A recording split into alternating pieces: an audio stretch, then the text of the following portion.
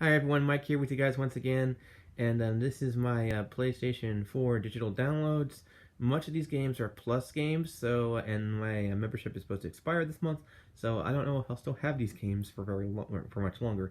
But I'm going to skip through the games I have on disc, as usual. You know how it is. Also, I figured out how to zoom in on this thing, so you'll have a better view this time around than you did on the Xbox One digital download video. So here we go. Oh, I gotta turn the controller on. First up is Psycho-Pass Mandatory Happiness. This is a visual novel based off an anime, and I haven't had much experience with visual novels. I'll get into the other visual novel I have later on as we go down, and I'll talk more about it. But here, what happened was I started playing this way too late at night and was so tired I ended up just zooming through it to see if I can get any trophies. So I really need to go back and read what's actually being said here. I wish there were an English dub available of this, but unfortunately it's only subbed. I'm really having a hard time holding this up. This I have on disc. This I have on disc. Batman Telltale. Very interesting. There's a lot of interesting liberties that Telltale took with the story for this, but it's all for the better. I'm not going to spoil them for you if you haven't played this game yet, but trust me, you're going to want to. If you're a Telltale and Batman fan, they did a really good job with it. You get to solve crimes by looking at evidence, which is pretty awesome. And of course, you have your action stuff, but really the best thing about it, I think, is the Bruce Wayne elements, the decisions you get to make as Bruce Wayne rather than being Batman, which is a really good change of pace from typical Batman games.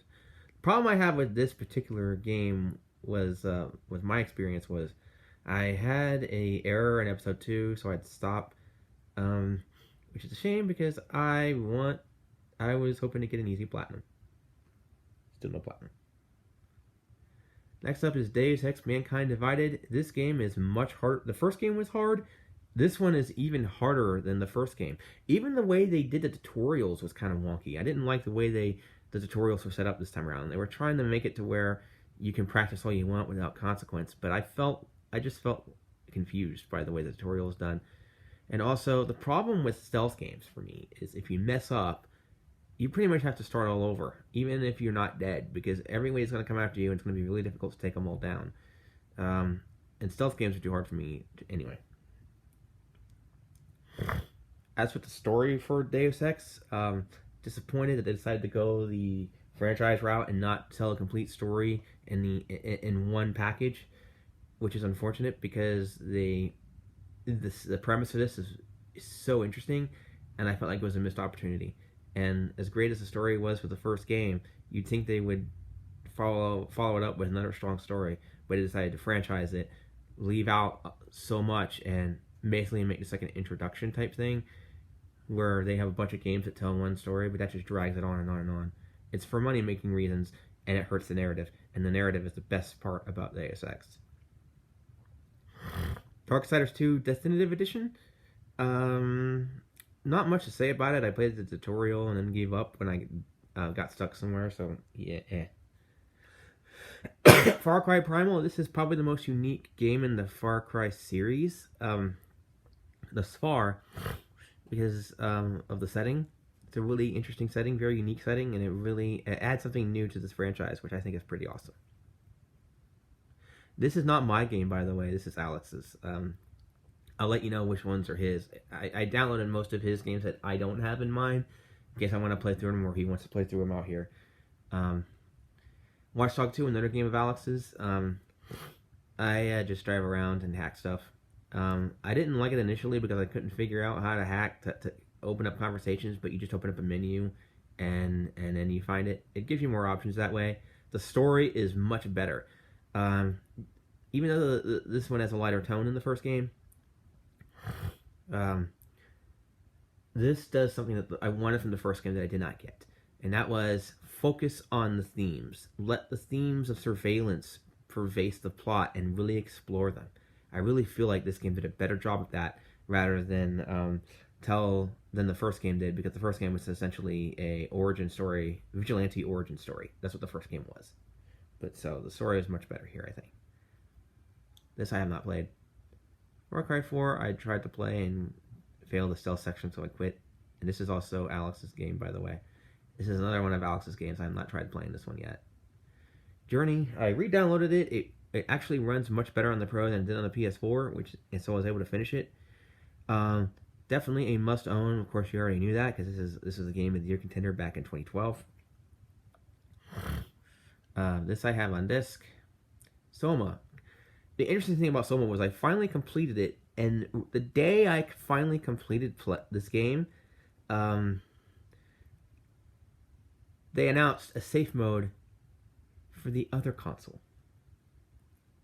So I want to play through safe. I want to play this again when safe mode comes out, because the biggest problem I had with the game was that I really felt like it should have been a walking simulator rather than a stealth game, because the monsters got in the way of what was really the crowning jewel of this game, and that is the themes that it explores. Very, very interesting themes.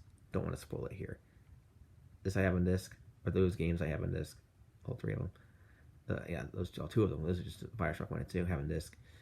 Abzu, this was my game of the year for 2016, I think. I think it's when I played it. I think it was 2016. I'm not sure. If it was 2015 or 2016. I think it was 2016. This game reignited my love for sea animals that I had when I was a kid. I've forgotten how much I love sea animals. You can see I have an aquarium background, and you can thank this game for that, because when I played through this game, it totally made me fall in love with sea animals all over again. Definitely worth picking up. It's very similar to Journey. It rips off Journey and Flower. There's a structure now to that game company's style of storytelling, and I feel like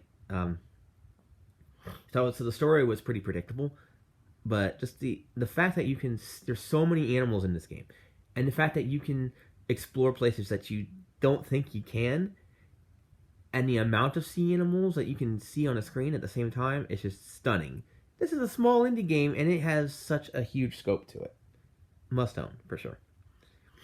Gone Home is one of those games you can't talk about why you like it without spoiling it. I'll try my best here. One of the neat things about this game, besides the fact that it was one of the earliest walking sims, it wasn't the earliest one, but it was the one that put walking sims on the map, I think. So I love that you couldn't die. But what's interesting about this game is one of the few games that has no nerdy elements. There's no horror. There's no sci-fi. There's no fantasy. There's no action. It's all completely... It's a story that can take place in the real world. That's all I'm going to say about this, because if I say any more, I'll spoil it for you. But I did a playthrough of this on my channel if you want to check it out. I will say this about the story. The story in and of itself is not that... It's not that... It may not interest you at first, but it's one of those stories I think that's going to stick with you and make you think. If you're a deep thinker, I think the story is going to stick with you, and you're going to understand the significance of it, for sure. This is another one of Alex's games. I want to call him Alex on my channel. This is another one of Alex's games. I have it on. I don't have XL, but I have the original X on the Xbox One. That's my game. This is Alex's game. He put it on here so we can play together sometimes. Just Cause 3. I love the destructibility of it. It's a lot of people don't like it, and I can understand why, because of the bugs and stuff, but the destructibility is worth checking out if you can get it on cheap. I will say that. Bloodborne. This, to me, on the surface, it's a Souls game, basically, in terms of the gameplay, but when you play it, one of the things I felt about it was that it felt like a horror game. It really did. This game felt had more atmosphere to it, I think. It didn't have the same level of visual horror that Dark Souls 1 had. The bosses were shocking in that game. Shockingly disturbing. But that game also felt more like a dark fantasy. This feels more like a gothic horror experience. But the gameplay mechanics is very Souls-esque. Metal Gear Solid 5: The Phantom Pain. There's a very cinematic opening, but after that, the world opens up and you can pretty much take enemies down how you want, even though it's really an open world stealth game. This is the last Metal Gear game that Kojima will ever do. Let that sink in. Tomb Raider Definitive Edition I have on disc. Infamous Second Son is I couldn't get through. I played the tutorial, but I couldn't get through the city. It got too hard pretty quickly. This I have on disc. Hatoful Boyfriend. This is another visual novel. It's really interesting. You need to play this game more than once to get the whole story. Make all the choices. Only when you do that do you get the complete story for this game. I don't want to say anything else about it. Just play it multiple times and make every choice. That's all I will say. This I have on disc. This is Alex's game. Justice 2. I played through it. It's phenomenal. Story, I think one of the best stories in a fighting game. It really is just. It is a must own. This is where DC needs to take note of this if they want to make good movies. Another one of Alex's games. I can't say much about it because I haven't played a whole lot of it, but he has. So maybe he can talk about it in a future video. Who knows? This I played the first episode on the 360, and I watched the story on YouTube. I have not played through the whole thing myself, but I will say this: from what I have played, it's a must-own for Game of Thrones fans, but make sure you watch the show first before you play this. At least up to a certain point. I'm not sure when. I can't even tell you what I think of this. I'm not even sure if it's a demo or a full game. This I have not played yet. This I died pretty early. I failed pretty early on, so I quit. Drive Club, I did not like the driving mechanics at all. I could not drive whatsoever. Couldn't get past the tutorial on Draw to Death.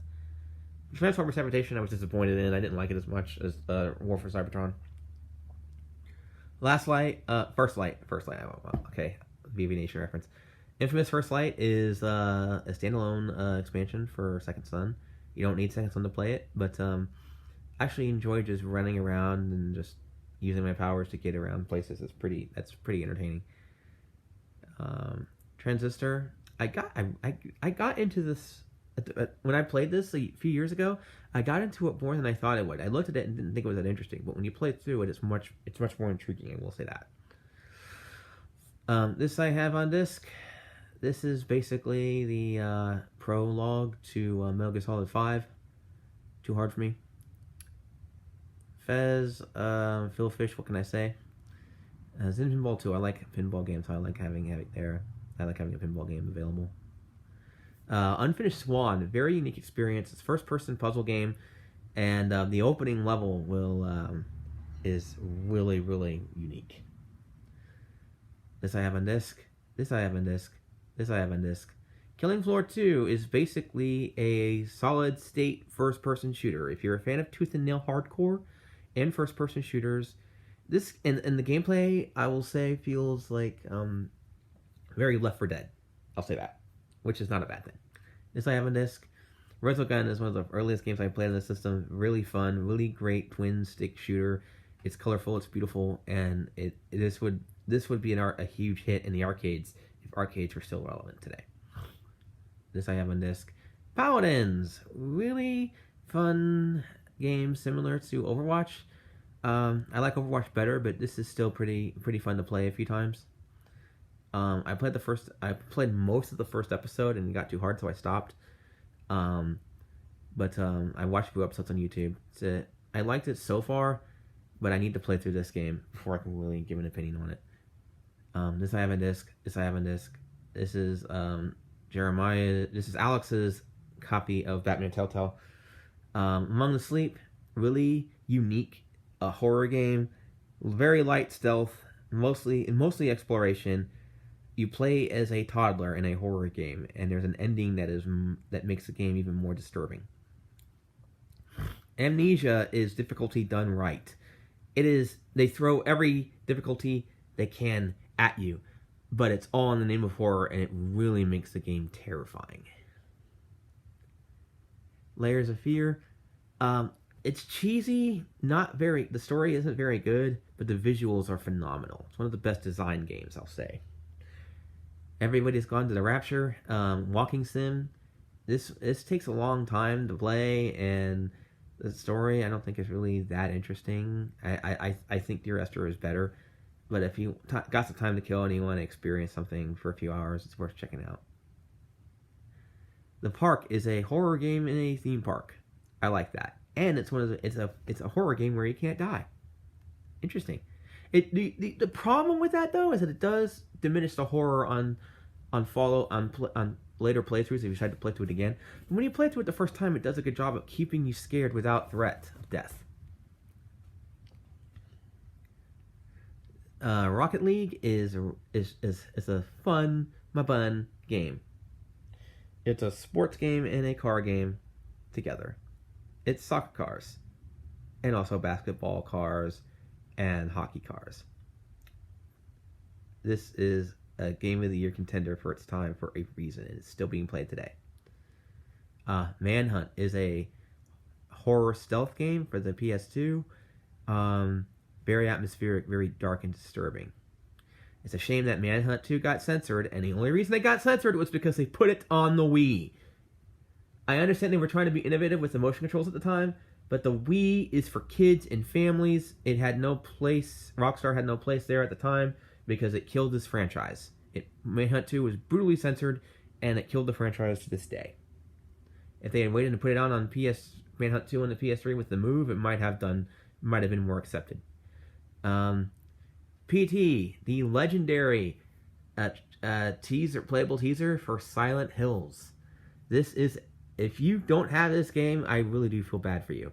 This is one of the best horror games and one of the best games of this generation, and one of the best horror experiences of all time. It's as scary as The Shining.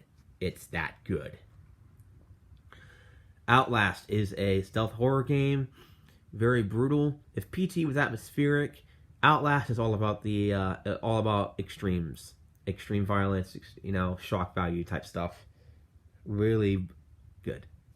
Another horror game, a horror platformer, Limbo, where a kid can die in brutal ways. Very atmospheric and really good level design. Okay, this is just the tech demo for the playroom. I'm not going to talk about that. Finally, we are at Resident Evil. This is the remake of the remaster of the remake of the original Resident Evil. And if I will tell you this: if I had played this when it came out, I would not have been able to handle it because it's that intense. This is what Resident Evil and horror should be. I heard a lot of good things about 7. I need to get that because it just looks awesome. That's all I've got to say. That's all my digital downloads for the PS4. Thank you guys for watching, and I'll see you next time. Bye.